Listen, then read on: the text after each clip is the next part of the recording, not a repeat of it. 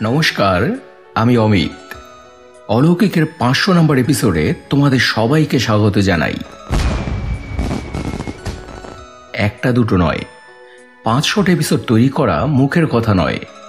তোমরা ঘটনা পাঠিয়েছ, সাপোর্ট দিয়েছ, তবেই অলৌকিক এগিয়ে যেতে পেরেছে। তাই তোমাদের ধন্যবাদ জানানোর ভাষা আমার জানা নেই। এইভাবেই আমাদের এগোতে হবে এবার 1000 এপিসোডের দিকে। ঈশ্বর আমাদের সহায় হন। এরই সঙ্গে সঙ্গে তোমাদের স্বাধীনতা দিবসের শুভেচ্ছা জানাই। সারে জাহাঁ সে আচ্ছা হিন্দুস্তান হামারা। এছাড়াও জানাই জন্মাষ্টমীর শুভেচ্ছা। কংসের অত্যাচারে মথুরাবাসী যখন জর্জরিত, তখন ভগবান বিষ্ণু দেবকীর অষ্টম গর্ভজাত সন্তান রূপে জন্মগ্রহণ করলেন। পালিত হলেন যশোদার ঘরে, যিনি পুতনা বধ করেন, যিনি বকাসুর বধ করেন, যিনি কংসরাজ ধ্বংস করেন। তিনিই গোপাল, তিনিই কৃষ্ণ। তো বন্ধুরা, আজ এই স্পেশাল দিনে তোমাদের একটা স্পেশাল ঘটনা শোনাবো। অসাধারণ এই ঘটনাটি শেয়ার করার জন্য রায়ানকে অসংখ্য ধন্যবাদ জানাই। এছাড়াও ধন্যবাদ জানাই জ্যোৎস্না ভট্টাচার্যকে থাম্বনেল দিয়ে অলৌকিককে সাহায্য করার জন্য। আর বন্ধুরা, তোমরা যদি এই ধরনের অলৌকিক, দৈবিক ও ভৌতিক ঘটনা আরও শুনতে চাও, তাহলে লাইক, শেয়ার ও সাবস্ক্রাইব করে অলৌকিকের সাথে থেকো। প্রতি সপ্তাহের মঙ্গলবার ও শনিবার রাতে এই ধরনের সত্যি ঘটনা এখানে কিন্তু আসতেই থাকে। এবারে তাহলে শুরু করি 500 নম্বর এপিসোডের স্পেশাল ঘটনা। মানা না মানা নিজের কাছে, লোকের মাঝে লুকিয়ে আছে অলৌকিক।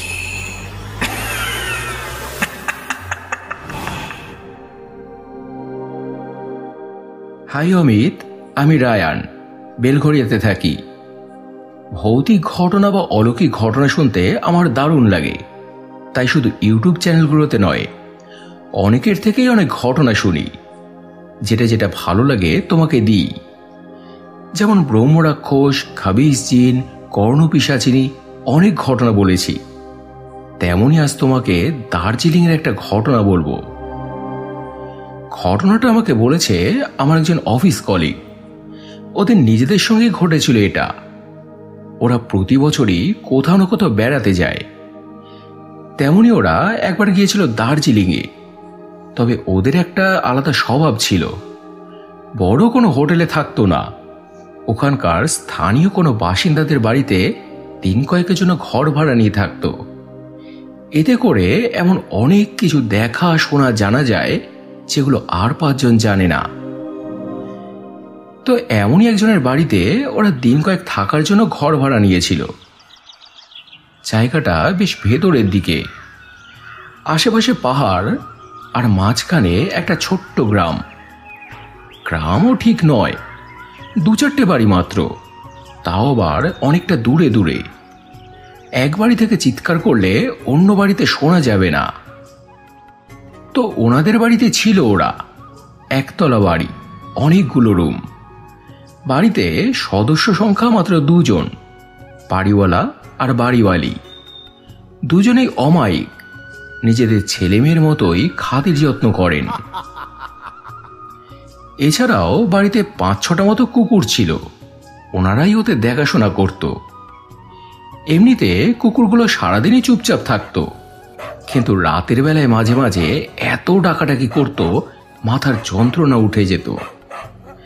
বিরক্ত হয়ে ওরা বলতো, এই কুকুরগুলোকে বাড়ির মধ্যে কেন রেখেছে বলতো? রাতে শান্তি মতো একটু ঘুমানোও যায় না, মাথা গরম হয়ে যায়। একজন তখন বলল, হয়তো এখানে চোরের উপদ্রব হতে পারে, দেখ, তাই রেখেছে। পাল্টা আর একজন তখন বলল, বোকার মতো কথা বলিস না তো, আছেই তো মোটা 4-5টা বাড়ি, কে কাঠটা চুরি করবে? আসলে ওনারা যে কারণে বাড়িতে কুকুর পুষেছিলেন, ওরা কেউই সেটা আন্দাজ করতে পারেনি। তবে একটা কুকুরকে নিয়ে ওরা খুব ব্যঙ্গ বিদ্রুপ করত। সেই কুকুরটা আর 5টা কুকুরের মতো ছিল না, খুব শান্ত আর নিরীহ। চুপচাপ এক কোনায় গুটিসুটি দিয়ে পড়ে থাকতো। কেউ এলে গেলে একবার চোখ খুলে দেখতো, আবার ঘুমোতো। ওরা ভাবতো যে কুকুরটা বোধহয় অলস বা অসুস্থ, তাই একটু এড়িয়ে চলতো ওকে। সামনে পড়লে দূর দূর করে তাড়িয়ে দিত, জলের ছিটে দিয়ে ভাগিয়ে দিত। তো ওই বাড়িতে ওরা ভালোই ছিল। বাড়িওয়ালি যা রান্না করতেন ওদেরকে দিতেন, অনেক গল্পগুজব করতেন। কিন্তু এত বড় একটা ব্যাপার যেখানে আছে সে বিষয়ে কখনো সাবধান করেননি। দিনের বেলায় ওরা আশেপাশে ঘুরে দেখতো, এ রোড থেকে অনেক অজানা কথা জানতো, আবার সন্ধ্যের আগেই রুমে ফিরে আসতো। এমন করতে করতেই ওরা একটা জিনিস লক্ষ্য করেছিল, নিরিবিলি হওয়া সত্ত্বেও পরিবেশটা কেমন যেন বদ্ধ, গুমট ভাব। ঠিকমতো যেন হাওয়া বাতাস খেলে না, কিছু একটার প্রভাব যেন ঢেকে রেখেছে পুরো এলাকাটা। তাছাড়াও ওরা আরো একটা ব্যাপার লক্ষ্য করেছিল, দিনের বেলায় যেমন তেমন, কিন্তু রাত নামলেই চারপাশটা কেমন নিস্তব্ধ আর ভারী হয়ে যায়, কেমন যেন গা ছমছম করে। আর কুকুরগুলো ঠিক তখনই ডাকাডাকি করে। একদিন তো ওরা জানলা খুলে বাইরেটা দেখারও চেষ্টা করেছিল, কিন্তু কিছুই দেখতে পায়নি। কি ব্যাপার ওরা কিছুই বুঝতে পারছিল না। ব্যাপারটা ওরা জানারও চেষ্টা করেছিল, একে তাকে জিজ্ঞাসাবাদ করেছিল, কিন্তু খেয়াল করেছিল কেউ এই ব্যাপারে মুখ খুলতে চায় না। কথাটা কেমন যেন এড়িয়ে যায়। স্পষ্ট একটা ভয় ফুটে ওঠে সবার মুখে। তো ওরাও এটা নিয়ে আর অত মাথা ঘামায়নি, মাত্র 2-3 দিনের জন্যই তো এসেছে, কি দরকার অত কিছু খবর জোগাড় করে। তো এমনই একদিন রাতে ওরা খাওয়া দাওয়া সেরে বলল, এখনই শুবি? ঘুম আসবে না, আর ইন্টারনেটও তো নেই। চল সামনে যে ঝর্ণাটা আছে ওখানে গিয়ে একটু বসি, ঘুম পেলে চলে আসব। এসব বলে ওরা বেরিয়ে পড়ল। রাস্তাটা পুরো অন্ধকার। ওরা 4 জন কথা বলতে বলতে হাঁটছে। তার মধ্যে হঠাৎই ওরা একবার ভয় পেয়ে গেল। পিছন পিছন হামাগুড়ি দেওয়ার মতো করে কে আসছে ওটা। ভালো করে তাকাতেই দেখলো সেই কুকুরটা। ওদের সঙ্গে সঙ্গে ও কখন বেরিয়ে এসেছে। এমনিতেই এই কুকুরটাকে নিয়ে ওদের একটু অ্যালার্জি আছে, বিরক্তির কারণ, তাই ওটাকে হেই হেই করে তখন তাড়াতে লাগলো। কিন্তু কুকুরটা কিছুতেই যাচ্ছে না, ওদের পেছন পেছনেই চলছে। একজন তখন বলল, এই তোর এখানে দাঁড়াতো একটু, এটাকে বাড়িতে দিয়ে আসি, নাহলে জ্বালিয়ে খাবে। বলে ও কুকুরটাকে নিয়ে গিয়ে বাড়িতে ঢুকিয়ে দিয়ে গেট বন্ধ করে দিল। কুকুরটা তাও লাফালাফি করছিল, বেরোনোর চেষ্টা করছিল। তবে ওর এরকম আচরণ এর আগে কেউ কখনো দেখেনি, তাই সবাই একটু অবাক হয়েছিল। কিন্তু কেন যে ও এরকম করছিল সেটা কেউ আন্দাজ করতে পারেনি। তো এরপরে ওরা আবারও চলতে লাগলো, কিন্তু এবার ওদের সঙ্গে একটা ঘটনা ঘটল। হাঁটতে হাঁটতে কখন ওদের মনে হচ্ছে আরো কেউ যেন ওদের পেছন পেছন হেঁটে আসছে, কিন্তু পেছন ঘুরে যেই তাকায় দেখে কেউ নেই। আবার কখনো মনে হয় কেউ যেন ওদের সামনে সামনে হাঁটছে। আবার একবার মনে হয় যেন ডান দিক থেকে আওয়াজটা আসছে। এক মুহূর্ত পরে আবার মনে হয় কেউ যেন বাঁ দিক থেকে চলছে। অচেনা জায়গা, রাতের অন্ধকার, তাই ক্রমশই ভয়টারও ঘিরে ধরছিল ওদের। তখন ওদের মধ্যে একজন বলল, এ ভাই, বলছি আমার শরীরটা না ভাল লাগছে না রে, আমি বরং রুমে গেলাম, তোরা যা। এই বলে ওই বন্ধুটা ব্যাক করে বাড়িতে চলে গেল, আর এরা তিনজন সাহস দেখিয়ে তাও চলল। পৌঁছলো ওই ঝর্ণাটার কাছে। খুবই ছোট্ট একটা ঝর্ণা, তবে মনোরম দৃশ্য। রাতের অন্ধকারে চাঁদের আলো পড়ে জায়গাটাকে কেমন মায়াবী দেখাচ্ছিল। ওরা তখন এগিয়ে গিয়ে একটা পাথরের উপরে বসলো। হালকা হালকা হাওয়া বইছিল, দারুণ লাগছিল ওই রকম একটা পরিবেশে বসে গল্প করতে। তো এমন ভাবে বেশ কিছুক্ষণ বসে থাকার পরেই আস্তে আস্তে পরিবেশটা কেমন যেন বদলাতে শুরু করলো। আস্তে আস্তে হাওয়াটা থেমে গেল, চারপাশটা কেমন যেন থমথম করতে লাগলো। তারপরেই দেখলো ওদের থেকে 15-20 হাত দূরে সাদা একটা কাপড় পরে কে যেন দাঁড়িয়ে আছে।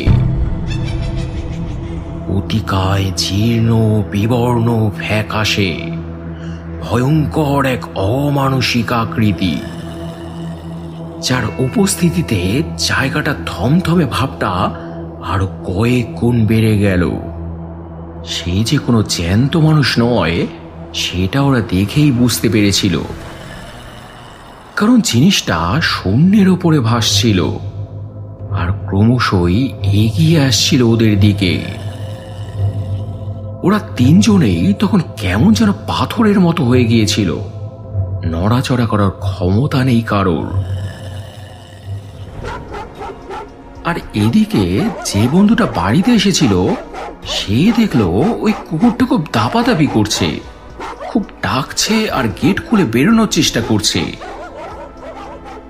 আসলে ওরা তো সবই বুঝতে পারে, হয়তো কুকুরটা বুঝতে পেরেছিল যে কিছু একটা ঘটছে ওখানে। তাই সেসব দিয়ে অনেক ঝাঁকাঝাঁকি করতে করতে গেটটা একসময় খুলে গেল, আর সঙ্গে সঙ্গে ছুটে বেরিয়ে গেল কুকুরটা। অন্ধকারের মধ্যে নিমেষেই কোথায় মিলিয়ে গেল।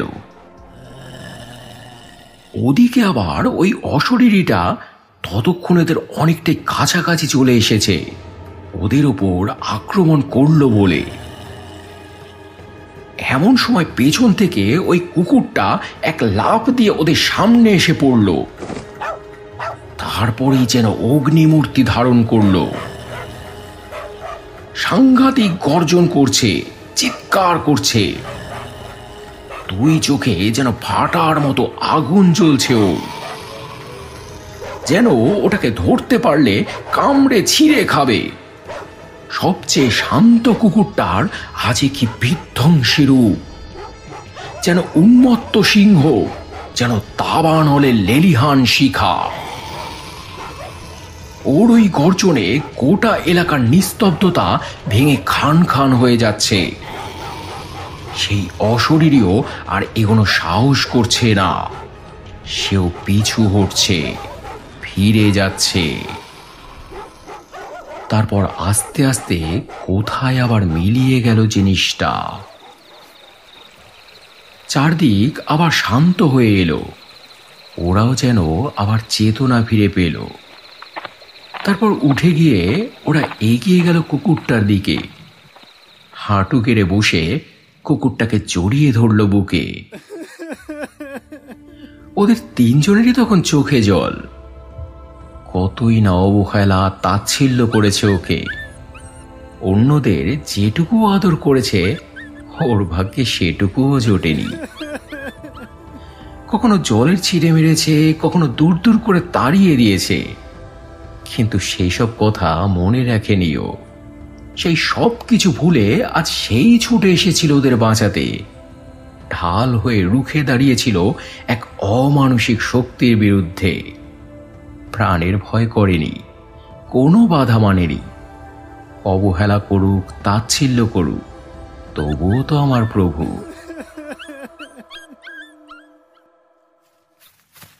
তারপর ওরা কুকুরটাকে নিয়ে বাড়িতে ফিরল, সব ঘটনা জানালো বাড়িতে। বাড়িওয়ালা তখন বললেন, এই কারণেই ওদেরকে রেখেছি, এখানে কোন একটা মারাত্মক জিনিস আছে, রাত বিরেতে ঘুরে বেড়ায়। এদের ভয়ে ওরা বাড়িতে ঢুকতে পারে না, কারো কোনো ক্ষতি করতে পারে না। কারণ কুকুর এমনই একটা প্রাণী যে ওদের দেখতে পায়, শুনতে পায়, আর ওরাও এদের খুব ভয় পায়। ওরাও তখন জিজ্ঞেস করেছিল, গোটা এলাকা যার প্রভাবে প্রভাবিত, কি ওই জিনিসটা? সে সামান্য কোনো অশরীরই তো মনে হয় না। বাড়িওয়ালা ভদ্রলোকও কোনো সদুত্তর দিতে পারেননি। তিনিও তো এখানকার বাসিন্দা নন। নিরিবিলি একটা শান্ত পরিবেশের সন্ধানে তারা এখানে এসেছিলেন, কিন্তু এখানে যে এরকম একটা ব্যাপার আছে তারাও জানতেন না। তো যাই হোক, এরপর ওরা ফিরে আসে। পরে এখানকার দু একজনের থেকে ওরা জানতে পেরেছিল, প্রেত প্রেতাত্মা এরা যত পুরাতন হয় এদের ভাইব তত বৃদ্ধি পায়। গোটা এলাকায় এদের একটা রেডিয়েশন ছড়িয়ে পড়ে, আর সেটা সহজেই অনুমান করা যায়।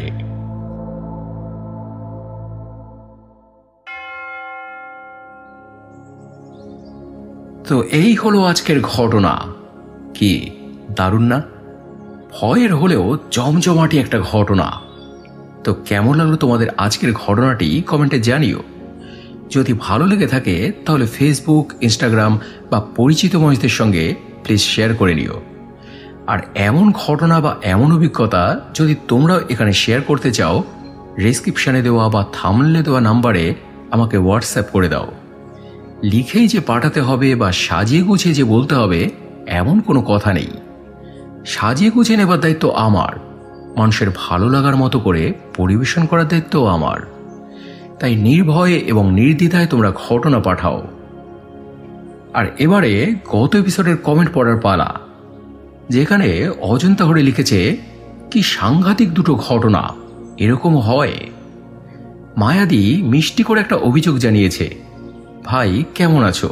তুমি তো ভুলেই গেছো আমায়। না দিদি, সত্যি বলছি, একদম ভুলিনি। তুমি তো জানোই তোমার ভাইয়ের একার কাঁধে কত দায়িত্ব, কত কিছু, তাই সময় পাই না দিদি। তোমরা যেমন অলৌকিকের পাশে আমার পাশে সবসময় আছো, জানবে তোমার ভাইও সবসময় তোমাদের সঙ্গেই আছে। তো এরপরে অমিতা জেঠিমা লিখেছে, অমিত তুমি বাবা এত সুন্দর ঘটনা শোনাও যে না শুনলে ভালো লাগে না। স্পিরিচুয়াল লিখেছে, আজকের দুটো ঘটনাই খুব ভয়ঙ্কর, আমরা ওয়েট করি কখন তোমার কণ্ঠে ঘটনা শুনব। দামিনী পাল লিখেছে, প্রথম ঘটনাটা বেশ অদ্ভুত রকমের, রহস্যময়। দ্বিতীয় ঘটনাটাও খুব ভালো লাগলো। মনীষা কাকিমা লিখেছে, এরকম ঘটনা কোনোদিন শুনিনি, তুমি অনেক এগিয়ে যাবে। মৌসুমী মুখার্জি লিখেছে, খুব ভালো লাগলো, এক কথায় অসাধারণ। সুদেশা সিংহ রয় লিখেছে, 500 নম্বর এপিসোডে রিয়েলি ভালো ঘটনা শুনতে চাই, ভয়ঙ্কর। আশা করি তোমার মনের ইচ্ছা পূরণ করতে পেরেছি।